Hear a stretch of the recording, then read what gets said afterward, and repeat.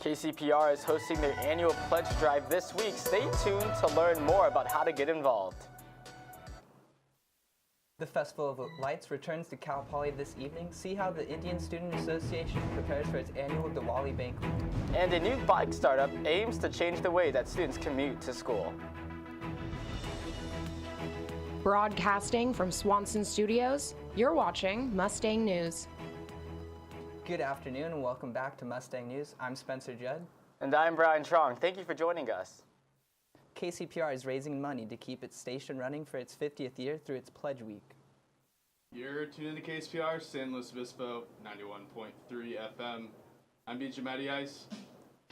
Pledge Week is a week-long fundraiser where listeners and supporters can help KCPR bring another year of commercial-free radio, exciting programming, and unique events. KCPR is a nonprofit and studio-run radio station that relies upon funding to cover all costs. The Pledge Drive events include Music Trivia Night, the Fall Open Mic Night, and KCPR presents Electric Guest. Donate a minimum of $5, you're automatically entered to win Kid Cudi tickets, Chicano Batman tickets, that pair of Electric Guest tickets, T-shirts from KCPR, front of the line passes for our Club 91 events, and more. Just help keep us afloat. We're student-powered radio. It's all for the students in the community of Cal Poly, and so this is the one time we ask for just some help. Show your support for KCPR and come out to one of the most popular Pledge Drive events. Tonight at 8 p.m. in the PAC Pavilion, KCPR will be hosting their annual Fall Open Mic Night. Stop on by to enjoy live music, beatboxing, and poetry in all fun, homey environment. Both entry and food will be free. If you're interested in helping out, donations can be made at kcpr.org. And have you ever heard of a dental office buying back uneaten Halloween candy? Well, one did for a sweet cause.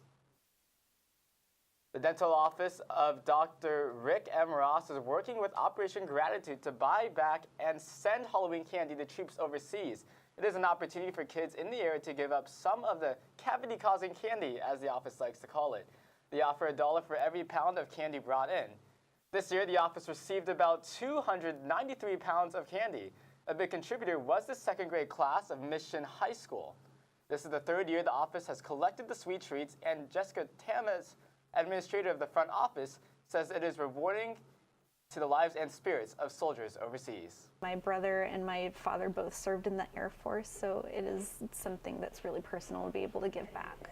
Wow. The candy buyback has ended, but Operation Gratitude is constantly sending care packages to troops.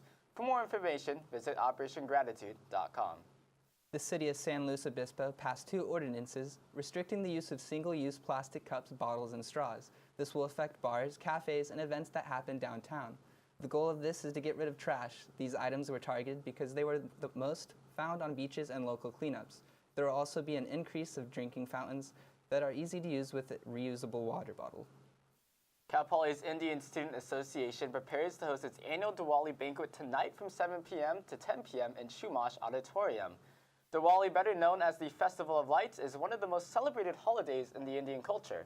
The Indian Student Association prepared for the event months in advance and held rehearsals for the performers this past Tuesday night.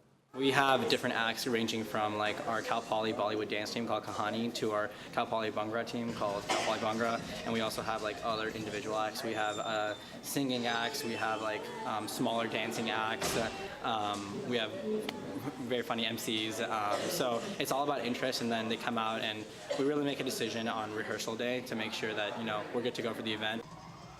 The Indian Student Association hopes that this event brings people from all cultures together as they celebrate Indian culture with authentic food, singing, and dancing. BoltAbout Bikes, a project that started through the San Luis Obispo Hot House, rents out its electric bikes for students at discounted rates to create a more efficient way to get around. The company uses innovative technology to provide optimal safety for both the rider and the bike itself. A few of the features include front and rear lights, a kryptonite U-lock, and a free helmet. To ensure that each rider gets the most out of their bikes, the company adds up all of the days in Research Month and issues credit for those days.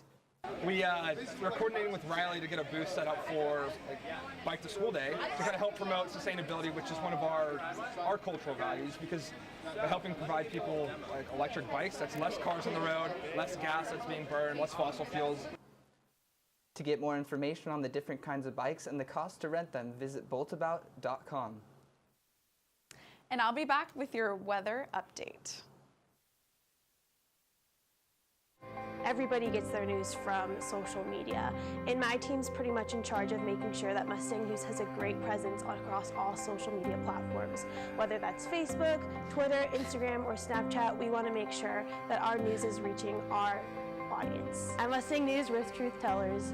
We're student media, but we're going to do our best to tell the truth of our people and the voices of the Cal Poly campus. The thing about broadcast is it's not just on paper, so now you're actually seeing people's emotions and their reactions, and I think you just really learn a lot by being able to go face to face and also have a camera and capture those emotions. And broadcast is so fun in my opinion because you can take what you see and show it to your audience and show them exactly what you're witnessing or other people are witnessing at the moment. I manage a team of MMJs, multimedia journalists, who cover all news on campus, from administration to student life to any protests that happen on campus. We really just have our finger on the pulse of Cal Poly. Journalism is reporting on the facts at all times because we have to, regardless of whether or not people may disagree. Hello and welcome back. I'm Megan Healy here with your weather update. So today is November 9th and you're going to see a high of 68 and a low of 53 in San Luis Obispo. It's going to be very cloudy with some scattered stray rain showers and very light to moderate winds, about 5 to 10 miles per hour. So the sunniest and brightest thing you'll see today is the dress that I'm wearing. All right, and we're going to take a look at North County here. Again, you can see across the board is going to be in the high to mid 60s in the high, with the highest being in San Luis Obispo, 68, and following in Paso Robles, a high of 67, low of 47, and looking at Atascadero, low of 49, and again over here in Santa Margarita, a low of 49. So the lows again are just going to be in the high 40s and the low 50s, as you can see. And also in South County here, highest is going to be in Santa Maria at 69 degrees and a low of 51. So it's really pretty similar again here across the board in South County and extended, with the lows being in the low 50s. And then the high is going to be in the high 60s. So it is, you are going to be seeing a cold front passing through San Luis Obispo County in the North and South County, which is going to explain a little bit more of these cooler temperatures in the low. Again, you can look at here at Arroyo Grande is going to be a high of 66, and then a high of 68 in Guadalupe and Napomo, as well as Orchid, and a low of 66 here in Vandenberg. And we're going to take a look at your 5-day forecast. I'm going to step out of here so you can see this. So today, again, Thursday is rain showers, a couple scattered, but mostly cloudy with a high of 68, low of 53.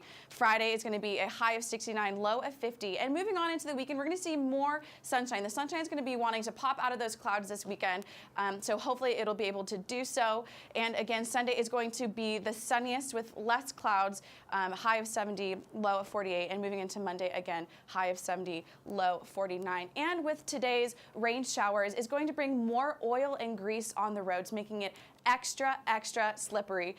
So make sure that you drive slow and give yourself extra time to get to your destination so that you're not tempted to speed. And that's all that I have for weather. Thanks for joining in. I'm going to turn it over to Shireen with sports. Thanks, Megan. Now with This Week in Sports, Cal Poly has a team that is poised to head to nationals, and it's not one you would expect.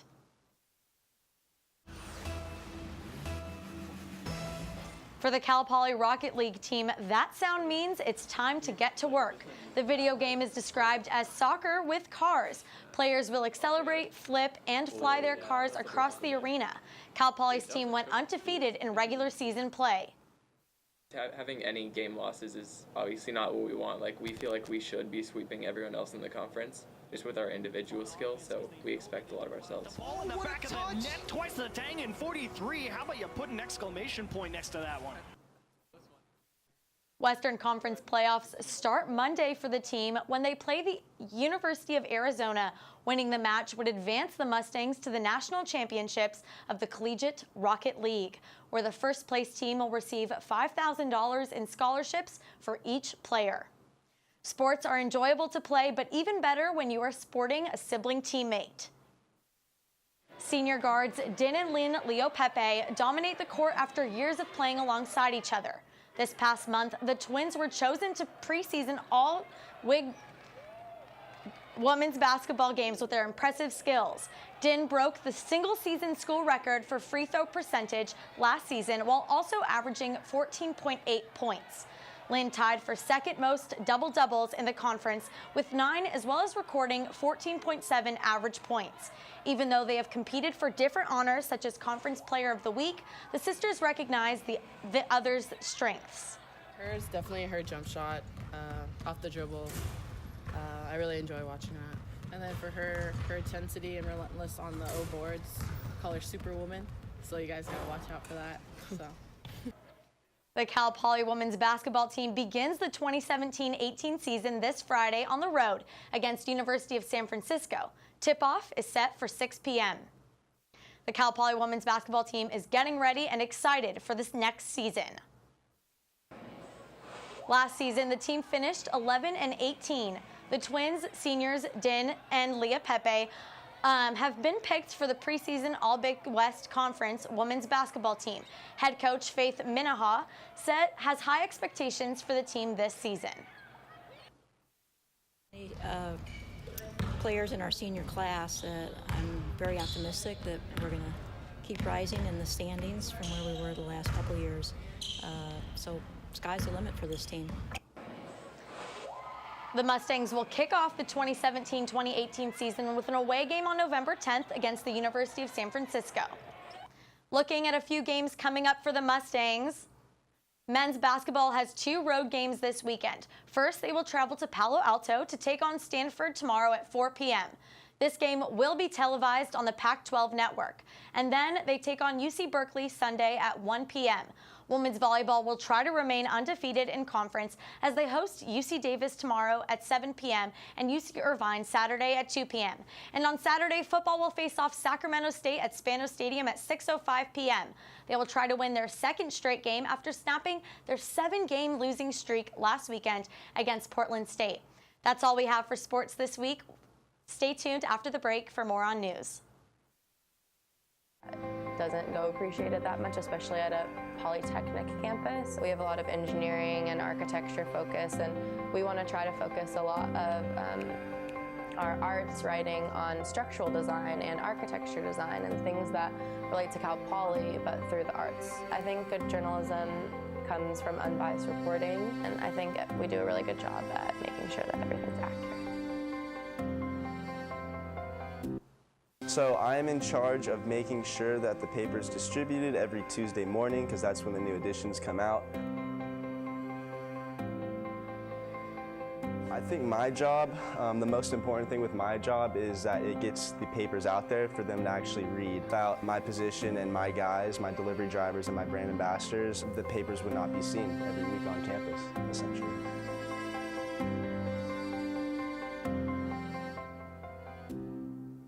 Welcome back to Mustang News. A Cal Poly graduate has been working on his startup company Base Rock at the Slow Hot House for the last 2 years.